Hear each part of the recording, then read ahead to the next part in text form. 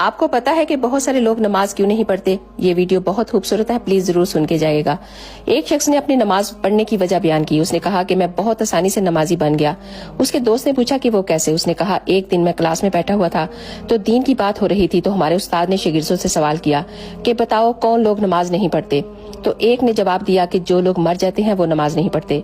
किसी ने कहा जिनको नमाज नहीं आती वो नहीं पढ़ते, और एक शागिर्द ने खड़े होकर कहा कि जो लोग मुसलमान नहीं हैं वो नमाज नहीं पढ़ते, और एक ने कहा जो अल्लाह से नहीं डरते वो नमाज नहीं पढ़ते। उस शख्स ने कहा कि मैं सोच में चला गया कि मैं इसमें से कौन हूँ? क्या मैं मर गया हूँ? क्या मुझे नमाज नहीं आती? क्या मैं अल्लाह से नहीं डरता? क्या मैं काफिर हूँ?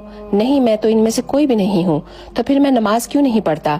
वो शख्स अपने आप से सवाल करने लगा कि अगर मेरी कब्र में पहली रात मुझसे सवाल किया गया कि तुम जिंदा थे, तुम नमाज भी आती थी, तुम अल्लाह से भी डरते थे, तो बताओ फिर तुम नमाज क्यों नहीं पढ़ते थे? तो मैं वहाँ क्या जवाब